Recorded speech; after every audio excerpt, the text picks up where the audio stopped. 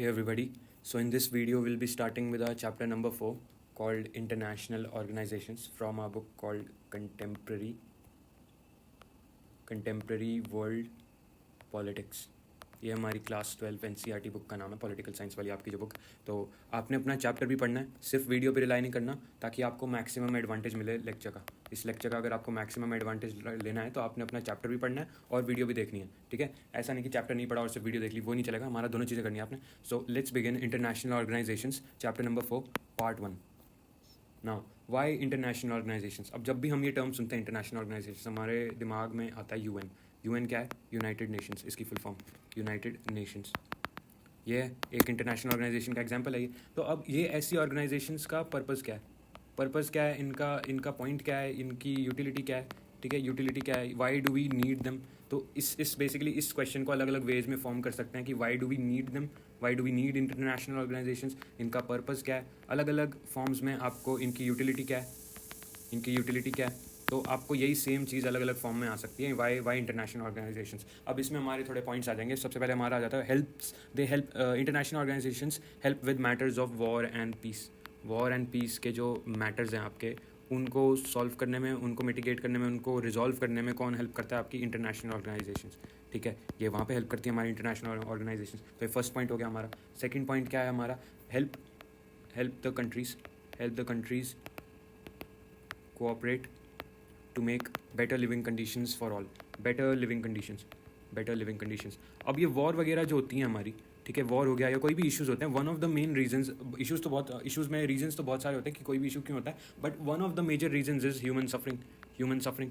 ठीक है. लोग जब अनसेटिस्फाइड होते हैं ना, लोग जब गुस्से में होते हैं कि उनकी लाइफ इतनी ख़राब क्यों है, उनकी लिविंग कंडीशंस इतनी बेकार क्यों हैं, इसकी वजह से ढेर सारे जो भी एथनिक, नेशनलिस्टिक या कोई भी रिलीजियस, कोई भी टाइप के इश्यूज़ हैं, उनमें कंट्रीब्यूशन जाता है. उसकी वजह से वो एक तरह का उनके लिए फ्यूल बन जाता है. Human suffering becomes a fuel for such issues, ठीक है.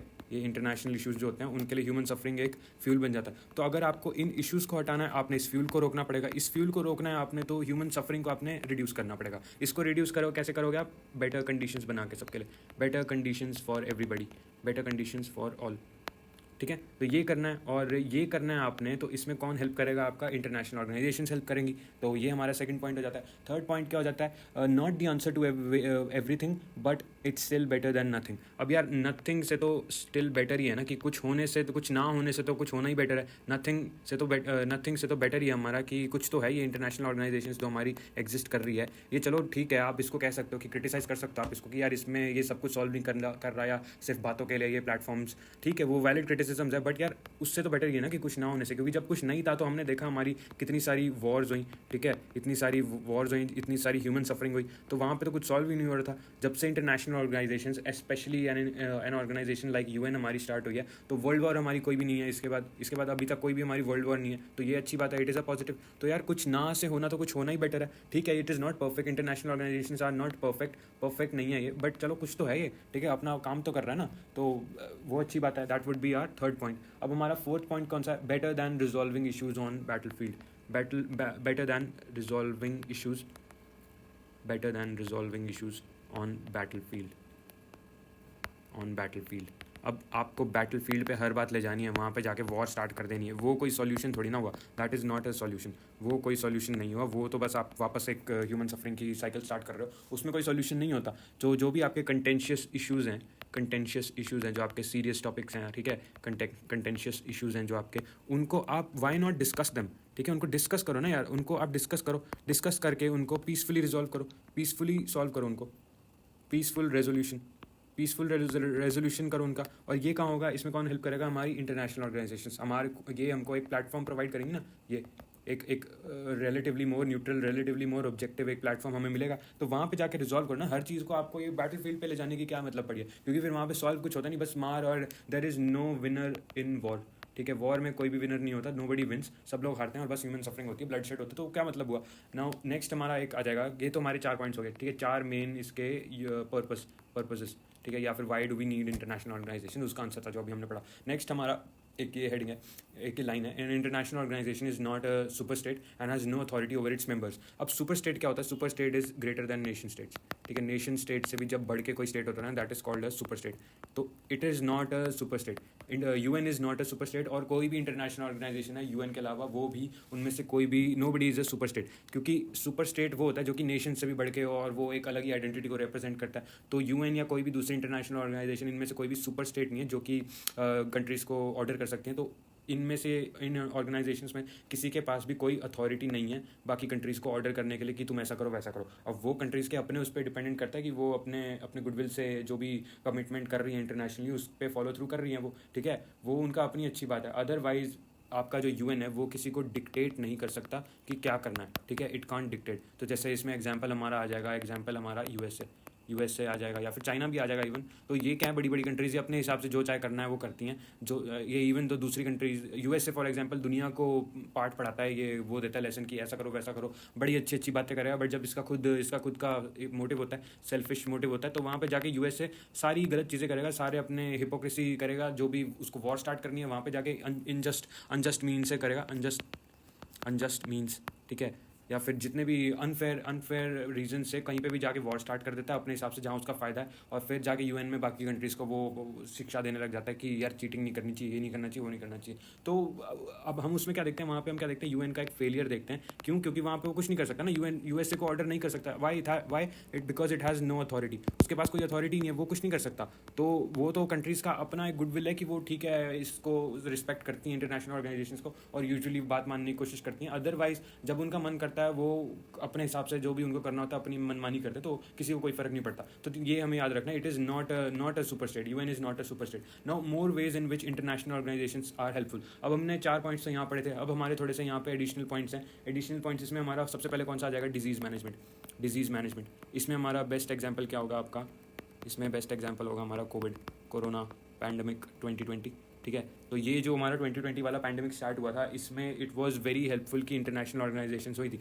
जब हमारा ये पैंडमिक स्टार्ट हुआ, ये इसको हमने मैनेज कैसे करा था, WHO की लीडरशिप में करा था। WHO is an international organisation, इसकी लीडरशिप में सारी कंट्रीज़ में क्या आई थी, गाइडेंस आई थी। WHO ने गाइडेंस करी थी सारी कंट्री की, जिसकी वजह से जो मैनेजमेंट है उसकी, डिजीज़ की, पैंडमिक की, वो बहुत ही अच्छी हो पाई थी, ठीक है, बहुत अच्छे से हो पाई थी, जिसकी वजह से ये जो पैंडमिक है इसको हमने मिटिगेट, इसको हम रिड्यूस करने में काफ़ी हेल्पफुल हो गया था हमारा एक जो सिस्टम बना हमारा। अदरवाइज़ अगर ऐसा ना होता ना, अगर ये WHO नहीं एग्जिस्ट करता और ऐसी कोई भी गाइडेंस ना मिल रही होती, तो हो जाता हौच पौच हो जाता, बिल्कुल ही मेस हो जाती है एक तरह का, ठीक है, मेस हो जाता है सब कुछ की, कोई किसी को पता ही नहीं, ना कोई इन्फॉर्मेशन शेयर हो रही है, सब लोग एक दूसरे के फेयर में आ जाते हैं, और it would have been much worse, ठीक है, much worse. Pandemic 2020 would have been much worse, corona would have been much worse. तो इट इज़ हेल्पफुल कि इंटरनेशनल ऑर्गेनाइजेशंस हमारी वहाँ पे थी, ठीक है। सेकंड क्या आ जाएगा, ग्लोबल वार्मिंग। अब ग्लोबल वार्मिंग में क्या आ जाएगा, क्लाइमेट चेंज वाला issue. Now it's a very hot topic, no pun intended, ठीक है, नो पन इंटेंडेड, क्योंकि क्लाइमेट चेंज मतलब गर्मी। क्लाइमेट चेंज जो हो रहा है, मतलब वैसे तो बहुत कुछ मीन करता है, बट प्राइमरीली इट मीन्स कि गर्मी बढ़ रही है हमारी। अब गर्मी बढ़ रही है, उसको हमें क्या करना है, उसको हमें थोड़ा सा उसके अगेंस्ट हमें कुछ मेजर्स लेने पड़ेंगे ना, मेजर्स लेने पड़ेंगे। तो हमको क्या करना होगा, इंटरनेशनल लेवल पे हमें क्या करना होगा, कोलैबोरेशन करना होगा। यहाँ पे तो ज़रूरत पड़ी जाती है, क्योंकि साथ में मिलकर एक ग्लोबल कंसर्न है ये क्लाइमेट चेंज, जिसके अगेंस्ट हमें सबको क्या होना पड़ेगा, यूनाइटेड होना पड़ेगा, and we should be heading towards a more united and more sensible world order, जहाँ पे हम अपने क्लाइमेट का, एनवायरमेंटल डैमेज का ध्यान रखें। तो ये हमारा एक सेकंड पॉइंट हो जाता है क्लाइमेट चेंज वाला। As temperatures rise because of the increase in greenhouse gases, there is a danger that sea levels will rise, thereby submerging many coast, ठीक है। तो इसमें सारी कंट्रीज एक दूसरे की हेल्प लेंगी और कोलैबोरेट करेंगी, but in the end effective approach is to stop the warming itself, और इसमें एक सबको कलेक्टिवली पार्टिसिपेशन करना पड़ेगा, ठीक है। इंडिविजुअली अगर ना करें और एक इंटरनेशनल लेवल पे आके, आपका इंटरनेशनल लेवल पे आके वो अपनी इन्फॉर्मेशन शेयरिंग, अपनी कमिटमेंट, अपनी पॉलिसीज़ वगैरह के बारे में ना बताए कि पॉलिसीज़ कौन सी है उनकी क्लाइमेट चेंज के अगेंस्ट, स्कीम्स कौन सी है उनकी, टेक्नोलॉजी कौन सी है जो कि बेस्ट हेल्प करेगी क्लाइमेट चेंज को मिटिगेट करने में, तो वो आपका सॉल्व नहीं हो पाएगा, ठीक है। तो इट इज़ बेटर कि इंटरनेशनल ऑर्गेनाइजेशंस पे जाके हेल्प करो, तो वो हमारा सेकंड पॉइंट हो जाएगा। Now unfortunately recognizing the need for cooperation and actually cooperating are two very different things। अब यहाँ पे हमारा एक नेगेटिव आ जाता है कि टॉक करना और एक्शन करना, ये दो अलग अलग चीज़ होती हैं। तो टॉक तो सब लोग कर लेते हैं, बातें तो सब लोग कर लेंगे, इंटरनेशनल लेवल पे प्रॉमिसेस भी कर देंगे, ये करेंगे वो करेंगे, बट एक्शन जब लेने का टाइम आता है ना, तो ढेर सारे लोग पीछे हट जाते हैं। वाई? बिकॉज इसमें वही अगेन हमारा क्या जाता है कि UN हैज़ नो अथॉरिटी। तो नो अथॉरिटी का क्या, जब नो अथॉरिटी है तो UN कुछ कर नहीं सकता, थोड़ा बहुत पूछ सकता है आपसे कि यार तुमने वो सब बोला था वो करा कि नहीं, उसके अलावा UN कुछ भी नहीं कर सकता, जिसकी वजह से उसकी कोई अथॉरिटी नहीं है ना कंट्रीज़ पे। तो जब अथॉरिटी नहीं है तो वो उनको क्वेश्चनिंग भी नहीं कर सकता कि तुमने जो भी बोला था उसका एक्शन तो तुम ले ही नहीं रहे। तो जिसकी वजह से ये हमारा डिफरेंसेस यहाँ पे डिफरेंस आ जाता है कि बात सब लोग कर लेते हैं, बट एक्शन लेना इतना ईजी नहीं होता किसी के लिए भी। नाउ अदर थिंग्स, अब हमारा थर्ड क्या आ जाता है इसमें पॉइंट, कि nations can recognise the need to cooperate but can not always agree on how best to do, ठीक है, हाउ टू डू थिंग्स, कैसे करें। अब ये जो हमने अभी पहले पढ़ा कि ढेर सारे ये एक्शन और टॉक का जो फ़र्क है, डिफरेंस है, ये जो फ़र्क आता है ना, इसको आप कम कर सकते हो, इसको आप कर सकते हो रिड्यूस, ठीक है। क्योंकि ये जो इश्यूज़ हैं कि यार हम कैसे करें, मैनेज कैसे करें, हाउ, ये जो हाउ का क्वेश्चन आ जाता है ना, इसमें भी इंटरनेशनल ऑर्गेनाइजेशंस आपकी हेल्प कर सकती हैं, कंट्रीज़ की हेल्प कर सकती हैं। वो कैसे कर सकती हैं, ठीक है।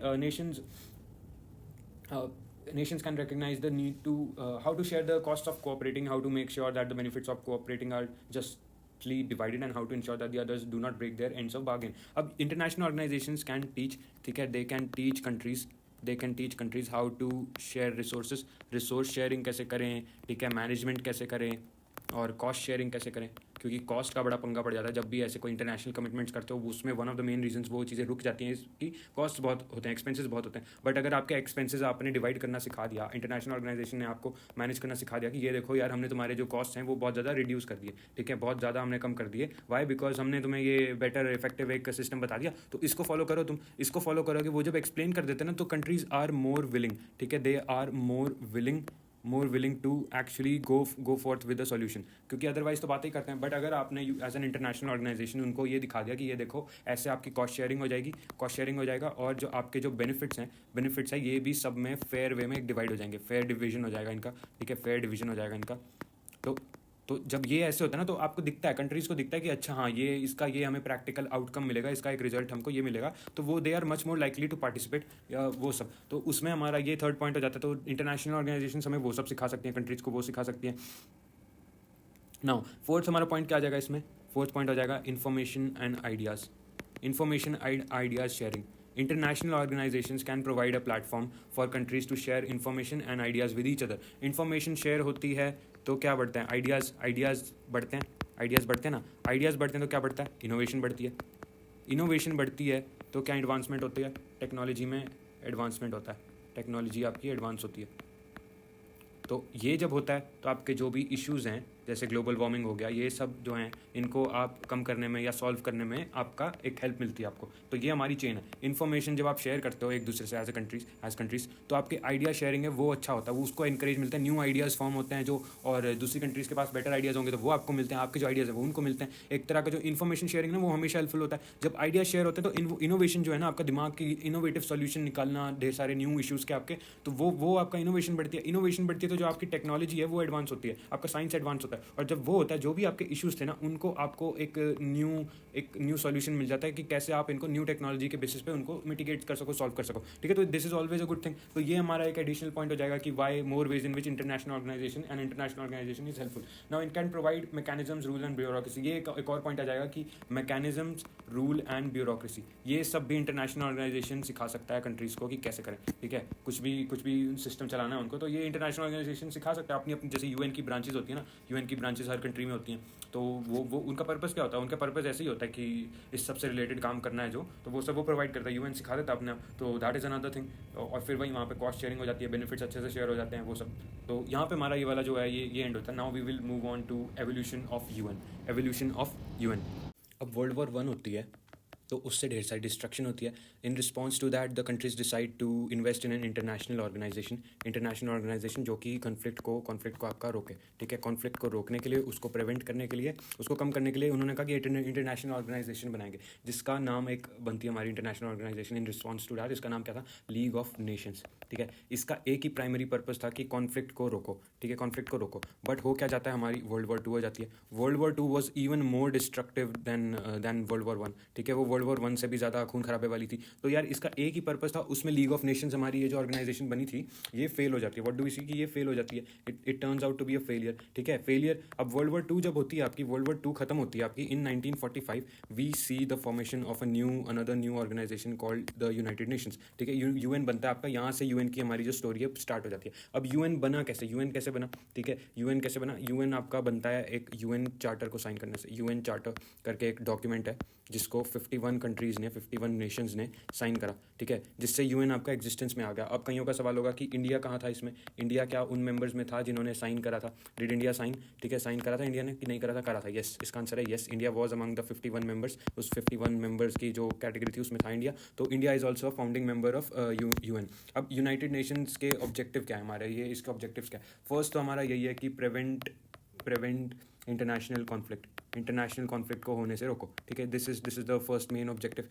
सेकंड ऑब्जेक्टिव क्या है? Facilitate cooperation among members, cooperation को एनकरेज करो मेंबर्स के विद इन, उनको कोई भी किसी भी तरह से वॉर वगैरह पे बात ले जाने से रोको, ठीक है, उनको आप डिस्कशंस करवाओ, उनसे नेगोशिएशंस करवाओ, उनसे पीसफुल कम्युनिकेशन कराओ, ठीक है, जिससे वो एक रेजोल्यूशन पे पहुंच सके सेंसिबल मैनर पे, ना कि हर चीज़ को बैटल फील्ड पे ले जाए। तो ये एक ऑब्जेक्टिव है। थर्ड ऑब्जेक्टिव क्या है यूएन का? थर्ड ऑब्जेक्टिव है कि सोशो इकोनॉमिक डेवलपमेंट को प्रमोट करो, सोशल एंड इकोनॉमिक डेवलपमेंट को वर्ल्ड वाइड ग्लोबली प्रमोट करो, ठीक है। अब ये क्यों इसका ऑब्जेक्टिव है यार? हमने पहले भी देखा था कि one of the main reasons कि ये जो इतने सारे ग्लोबल इश्यूज होते हैं जिसकी वजह से वॉर हमारी स्टार्ट हो जाती है, कोई भी तरह का फ्रिक्शन हो जाता है, उसमें one of the main components is human frustration and human suffering, ठीक है, सफरिंग होती है ढेर सारी, जिससे वो लोगों का दिमाग खराब हुआ रहता है, फिर वो ऊट पटांग की चीज़ों में पड़ जाएंगे, या एथनिक इशूज़ कह लो, या फिर रेशियल इशूज़ कह लो, या फिर नेशनलिस्टिक इशूज़ में पड़ जाएंगे वो। तो उससे क्या बनता है? वो हो जाता है आपका एक, it acts as a fuel to war के लिए फ्यूल बन जाता है वो, ठीक है। अब आपको अगर कॉन्फ्लिक्ट को रोकना है, आपने वॉर को रोकना है, आपने, ठीक है, आपने वॉर को रोकना है, तो आपने इस फ्यूल को रोकना पड़ेगा, आपको इस फ्यूल को बंद करना पड़ेगा कि ये ना हो, ठीक है, इसको ये जो फ्यूल मिल रहा है ये ना हो। और इसको रोकना है तो आपको क्या करना होगा? जो लोगों की बैड कंडीशंस है, जैसे हमने पहले भी बात करी थी, इसको आपको इंप्रूव करना होगा, इसको आपको हटाना पड़ेगा, ये बैड कंडीशंस को पॉजिटिव में तब्दील करना पड़ेगा। अब ये कैसे करोगे आप? जब लोगों की सोशल एंड इकोनॉमिक सिचुएशंस को आप इंप्रूव करोगे, प्रोग्रेस करोगे उनमें, ठीक है, जिससे उनकी लाइफ बेटर होगी, तो वो अपने काम वाम में लगे रहेंगे और पीसफुल कम्युनिकेशन को वो ज़्यादा प्रेफर करेंगे, ना कि हर चीज़ में बस अपनी जान वान छोड़ के लड़ाई में लग जाओ, तो वो होगा। तो ये 3 मेन ऑब्जेक्टिव्स हैं हमारे यूएनएससी के, आई मीन यूएन के। नेक्स्ट हमारा एक पॉइंट आ जाता है कि each member has 1 vote in UN general assembly. अब यूएन जनरल असेंबली क्या होता है? UN general assembly is a place जहाँ पे आपका ये पीस एंड वॉर के बारे में डिस्कशन होता है, आपका वोटिंग होती है, तो जो भी यूएन मेंबर्स हैं, ठीक है, ये यहाँ पे जाके जनरल असेंबली बोलते हैं, जहाँ पे बेसिकली मीटअप होती है, मीटिंग होती है, वहाँ पे जितने भी यूएन मेंबर्स हैं वो सारे वहाँ पे मिलते हैं, तो that is called UN general assembly. वहाँ पे हर मेंबर का एक वोट ही होता है, ईच कंट्री हैज़ 1 वोट, ठीक है, तो यूएन जनरल असेंबली वो जगह। नेक्स्ट हमारी एक मोस्ट पावरफुल बॉडी बोलते हैं इसको, this is called United Nations security council. अब सिक्योरिटी काउंसिल को मोस्ट पावरफुल बॉडी क्यों बोलते हैं? क्योंकि इसमें है हमारी P5 कंट्रीज। P5 में पी का फुल फॉर्म क्या होता है? P5 का फुल फॉर्म होता है परमानेंट 5 कंट्रीज है हमारी इसमें, और ये मोस्ट पावरफुल बॉडी है यूनाइटेड नेशंस की। वाई? बिकॉज ये जो P5 कंट्रीज है ना, they are the victorious countries after world war 2 के बाद, या तो जो कंट्रीज जीती थी वो वाली, या फिर मोस्ट पावरफुल कंट्रीज उस टाइम की, ठीक है, इन दोनों में से कोई एक इनकी कैटेगरी होगी जो कि इन्होंने उस टाइम पे परमानेंट मेंबरशिप ये एक तरह से संभाल ली थी, P5 पोजीशन संभाल ली थी। अभी कौन सी कंट्रीज हैं इस P5 में? आपका यूएस है, आपका United States of America, UK, ठीक है, France, China and Russia, which used to be Soviet Union, ठीक है, ये पहले सोवियत यूनियन हुआ करता था। तो ये 5 कंट्रीज हैं आपकी, ये 5 कंट्रीज पोजेस करती हैं एक पावर कॉल्ड वीटो पावर, ठीक है। अब जो यूनाइटेड नेशन सिक्योरिटी काउंसिल वाली जो बॉडी है हमारी, ये सिर्फ इसमें ये 5 मेंबर्स नहीं होती, इसमें और भी मेंबर्स होते हैं हु आर नॉन परमानेंट, ठीक है, नॉन परमानेंट होते हैं वो, नॉन परमानेंट, और ये 10 से 15 होते हैं, तो 10 से 15 अलग अलग दूसरे मेंबर्स भी होते हैं जो टाइम टू टाइम ये चेंज होते रहते हैं, ठीक है, अपने हिसाब से इनकी साइकिल चलती रहती है। तो ये जो यूएनएससी का ये जो बोर्ड है, इसमें ये 5 तो परमानेंट होंगे और 10 से 15 आपके नॉन परमानेंट होते हैं। अब ये यूएनएससी कोई भी डिसीजन लेती है ना, सपोज करो, तो उसमें से अगर कोई एक भी परमानेंट मेंबर, P5 का मेंबर, अगर एक भी मेंबर डिसएग्री करता है ना उस पर, तो वो यूज़ कर सकता है वीटो पावर अपनी, ठीक है, वीटो पावर। और अगर उसने वीटो पावर यूज़ कर दी ना, तो बाकी चाहे मैटर नहीं करता, बाकी कितने भी दूसरी साइड पे लोग थे, वो आपका डिसीजन बन जाएगा irrelevant. So for example, suppose करो यूएनएससी में 15 मेंबर्स हैं और 15 में से आपके 14 मेंबर्स किसी एक चीज़ पे अग्री करते हैं, बट एक मेंबर आपका डिसएग्री करता है, वो कहता है यार मैं नहीं अग्री कर रहा इससे, ठीक है, सब, और फिर वो परमानेंट मेंबर निकलता है और वो यूज़ कर देता है वीटो पावर यूज़ कर देता है। तो ये 14 चाहे अग्री कर भी रहे हो उस चीज़ पे, वो आपका रेजोल्यूशन उड़ जाएगा, ठीक है। This is called the veto power of all the permanent members. और आप परमानेंट मेंबर्स का हमेशा कंसेंसस होना जरूरी है। कंसेंसस मतलब सारों को अग्री होना चाहिए, कोई भी एक डिसएग्री करेगा तो वो रेजोल्यूशन आपका आगे पास नहीं होगा, इसलिए। और दूसरी चीज़ क्या, उस टाइम पे ये न्यूक्लियर कैपेबिलिटीज़ पोजेस करने वाली कंट्रीज भी थी, तो इसलिए यूएनएससी को बहुत उस टाइम पे पावरफुल भी, सबसे पावरफुल कंट्रीज, इसलिए मोस्ट पावरफुल बोर्ड है आपका ये, ठीक है। नेक्स्ट हमारी एक कैटेगरी आ जाती है सेक्रेटरी जनरल की। Now secretary general is the most visible public figure of United Nations and the representative head of UN, ठीक है, रिप्रेजेंटेटिव हेड। अब ये बेसिकली आप कह सकते हो कि चलता फिरता करता है यूएन ह्यूमन फॉर्म है, ये यूएन इन ह्यूमन फॉर्म, ठीक है, सेक्रेटरी जनरल इसको बोलते हैं। फिलहाल आपके एंटोनियो गटरेस करके भाई साहब है, ये हैं आपके सेक्रेटरी जनरल सिंस 2017 से बने हुए हैं, आपकी बुक में नाम दिया है तो वो याद रख लेना। बाकी ये इनका काम यही होता है कि यूएन को रिप्रेजेंट करे, वो सब करे। नाउ इन सब के अलावा भी दूसरी एक तो यूएन जीए हमने पढ़ लिया, यूनाइटेड नेशंस जनरल असेंबली, फिर यूएनएससी कर लिया। इनके अलावा भी दूसरी एजेंसीज होती हैं यूनाइटेड नेशंस की, हु हैव स्पेशलाइज्ड फंक्शंस, ठीक है, स्पेशलाइज्ड होते हैं वो अलग अलग अपने फील्ड्स में। फॉर एग्जाम्पल हमने WHO जैसे पहले भी पढ़ा था, तो ये WHO क्या है, वर्ल्ड हेल्थ ऑर्गेनाइजेशन आपका, ये क्या काम करता है, ग्लोबल हेल्थ को देखता है, ठीक है, ये वर्ल्ड हेल्थ ऑर्गेनाइजेशन का काम ये होता है। फिर आपने दूसरे भी नाम सुने होंगे जैसे UNDP, United Nations Development Programme, ये क्या करता है, ये डेवलपमेंट को देखता है ग्लोबली, तो ये इससे रिलेटेड है। फिर हमारा आपने ये नाम तो बचपन से सबने सुना होगा, UNICEF.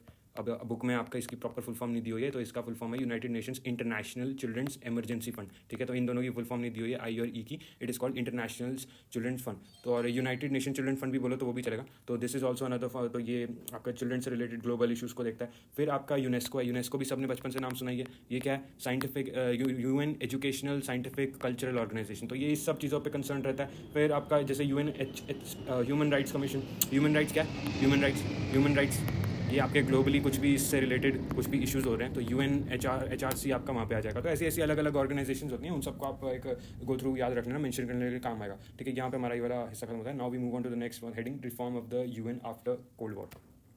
Now reforms of the UN वाला जो हमारा टॉपिक है, इसमें हम देखते हैं कि दो मेन रिफॉर्म्स हैं हमारे which have been pending for a long time. Pending कब से है, ये पेंडिंग है 1989 से। अब 1989 स्पेसिफिकली 1989 क्योंकि कोल्ड वॉर जो है हमारी ये 1989 में ख़त्म होती है, ठीक है, तो तब से पेंडिंग है ये, ठीक है। Now every country, most countries agree कि ये रिफॉर्म्स होने चाहिए और ये रिफॉर्म्स पेंडिंग है, बहुत टाइम से पेंडिंग है, तो होने चाहिए, इस पर अग्री करते हैं, कोई प्रॉब्लम नहीं है। प्रॉब्लम किस पे आ जाती है, प्रॉब्लम हमारी इस पे आ जाती है कि कैसे होने चाहिए, how should we go about these reforms, how should we implement them, how should we execute them, इस सब पे डिसएग्रीमेंट्स हो जाते हैं, कन्फ्यूजन हो जाता है आपका कि यार ये होना सब कुछ कैसे चाहिए, तो उससे पे प्रॉब्लम आ जाती है हमारी, जिसकी वजह से वो आज तक क्या है, पेंडिंग है, ठीक है। और बहुत टाइम से इसके सॉल्यूशन ढूंढने में कोशिश लगी पड़ी, कलेक्टिवली एफर्ट्स हो रहे हैं। Now which are these two reforms, first हमारा है आपका UN structural and processes reforms, UN का जो स्ट्रक्चर है यूनाइटेड नेशंस का और उसके जो प्रोसेस हैं उसमें चेंज आनी चाहिए, उसमें रिफॉर्म आना चाहिए। सेकंड नंबर क्या है हमारा, सेकंड वाला, review of the issues that fall with in the jurisdiction of UN के ज्यूरिसडिक्शन में जो भी उसके जिन टॉपिक्स पे कंसर्न करता है UN अपने आप को, उसमें एक डिमांड है कि यार उसमें एक रिव्यू होना चाहिए, कि एक चेक होना चाहिए वापस से कि क्या क्या होना चाहिए, क्या क्या नहीं होना चाहिए,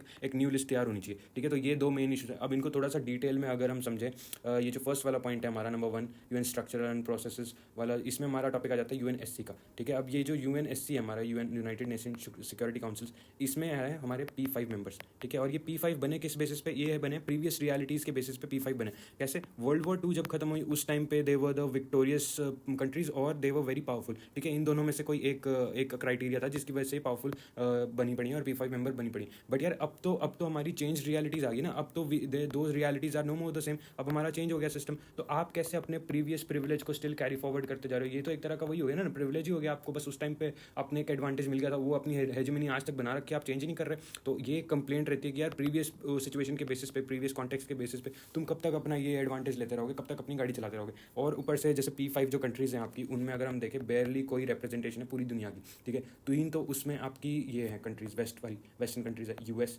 UK, फ्रांस, फिर हमारा एक चाइना है और दूसरा है रशिया। इसमें से बेयरली जो आपकी दुनिया है उसकी एक्चुअल रिप्रेजेंटेशन तो हो ही नहीं रही है। इंडिया जिसकी सबसे ज़्यादा आबादी है उसको कोई रिप्रेजेंटेशन नहीं है। फिर अफ्रीका का जो कॉन्टिनेंट है उसको कोई रिप्रेजेंटेशन नहीं है। इतना बड़ा अफ्रीकन कॉन्टिनेंट जिसने इतना ज़्यादा टॉर्चर झेला, उसको कोई जस्टिफिकेशन, उसको कोई जस्टिस नहीं मिल रहा, रिप्रेजेंटेशन तक नहीं मिल रही। नेक्स्ट हमारा साउथ अमेरिका, ये भी बड़ा सा कॉन्टिनेंट है, इसमें से भी कोई नहीं है वहाँ पे। तो यार रिप्रेजेंटेशन क्या हो रही है, बिल्कुल भी। अगर आप एशिया से देखो, एशिया से अगर हम रशिया को ना इंक्लूड करें तो सिर्फ चाइना है जो कि एक मेंबर है UNSC का, अदरवाइज कोई भी नहीं है। तो ये एक डिमांड है कि P5 जो कंट्रीज है, जो आपकी परमानेंट मेंबर्स हैं, इसमें भी एक्सटेंड होने चाहिए इसमें से, ठीक है। न्यूमेरिकल स्ट्रेंथ यहाँ पे बढ़नी चाहिए और जो नॉन परमानेंट मेंबर्स हैं उसमें भी आपका नंबर्स बढ़ने चाहिए, ठीक है। ये एक डिमांड है कि हाँ बढ़ना चाहिए। तो ये सब लोग इस पर वो करते हैं, एक कंप्लेंट है। फिर ये जो review of the issues that fall with in the UN jurisdiction, ये वाला जो है, इसमें हमारा क्या आ जाता है, अगर हम डिटेल में इसको थोड़ा सा जाने तो conflicting views of the subject matter. अब इसका मतलब क्या हुआ कॉन्फ्लिक्टिंग व्यूज़, मतलब अब ढेर सारी कंट्रीज अग्री करती हैं कि एक चीज़ पे अग्री करती हैं कि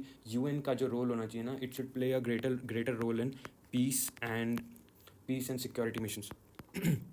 पीस एंड सिक्योरिटी वाला जो पर्पज़ है ना, इसमें UN का रोल होना चाहिए। ये ढेर सारी कंट्रीज अग्री करती है। बट कुछ कंट्रीज उस पर, दूसरी कंट्रीज का एक ग्रुप है जो कि उस पर डिसअग्री करता है और वो कहता है कि UN should be concerned with development and humanitarian stuff, ठीक है, यानी जो अच्छी अच्छी चीज़ें होती है ना, डेवलपमेंट, हेल्थ, आपका एजुकेशन, वो जो हमने जैसे पहले पढ़ा आपका यूनेस्को वाली चीज़ें, तो कल्चरल, एजुकेशनल, साइंटिफिक स्टफ, उस सब पे यूएन को कंसर्न होना चाहिए।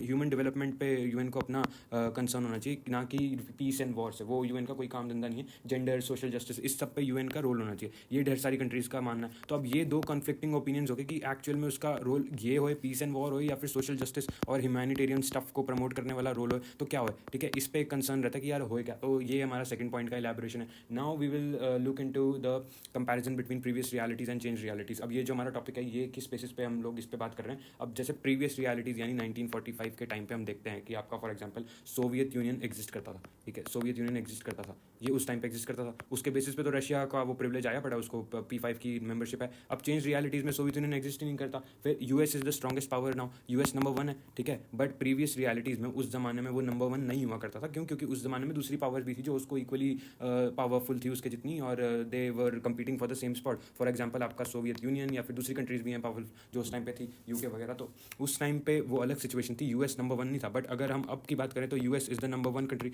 और अगर हम थोड़ा सा इसमें और इलेबरेट करें, थोड़ी एक न्यू चीज़ इंक्लूड कर लें, तो China is gradually rising to the number 1 spot, ठीक है। यूएस की जो हेजेमनी है वर्ल्ड पे, उसको चैलेंज कर रहा है चाइना अपने सुपर पावर स्टेटस से, सुपर पावर बनता जा रहा है चाइना। तो ये भी हमने पहले अकाउंट नहीं करा था, अब ये अब न्यू सिचुएशंस में ये है। अब थर्ड पॉइंट हमारा इसी से रिलेटेड है, China is a fast emerging great power, again वो मेंशन हो गया। और फिर India is also growing rapidly. India भी, अब चलो इंडिया सुपर पावर तो नहीं बन रहा, बट यार बढ़ तो रहा है ना इंडिया। और इतनी ज़्यादा वर्ल्ड की population, 18 to 20% of the world population सिर्फ इंडिया की है। तो यार उसको आप रिप्रेजेंटेशन ही नहीं दे रहे उस कंट्री को। और हमारी fastest growing, one of the fastest growing economies में से भी है, उसके बावजूद इंडिया को कोई रिप्रेजेंटेशन नहीं मिल रही इस चेंज रियलिटी के बावजूद। आप प्रीवियस बेसिस पे ही चल रहे हो कि पहले जो हुआ था।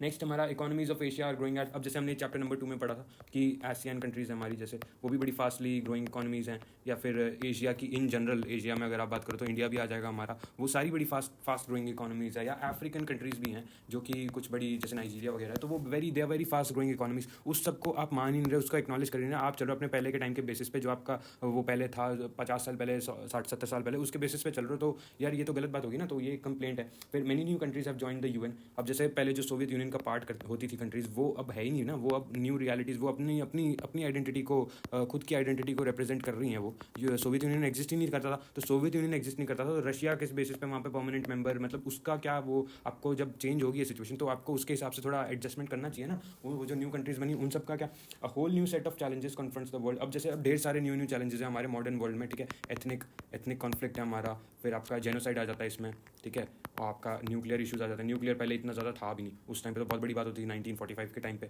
फिर आपका ये पैंडमिक वाले इशूज़ आ जाएंगे, जैसे कोरोना हुआ हमारा। इसी में आप एक इलेबोरेट कर सकते हो एंटी माइक्रोबियल रेजिस्टेंस वाला पॉइंट, जो कि बुक में नहीं दिया हो, बट ये फ्यूचर में बहुत ज़्यादा सिग्निफिकेंस होने वाला है इसका।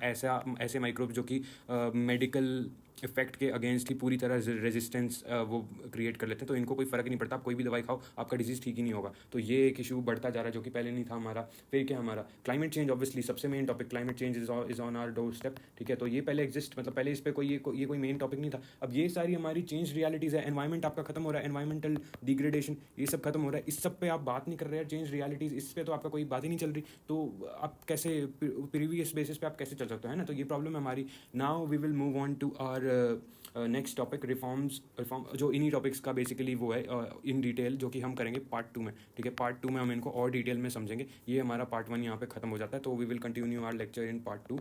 और अब आप उस पर, आपकी स्क्रीन पे अपीयर हो रही होगी वीडियो, तो उस पर क्लिक कर लेना, ठीक है। Thank you, bye.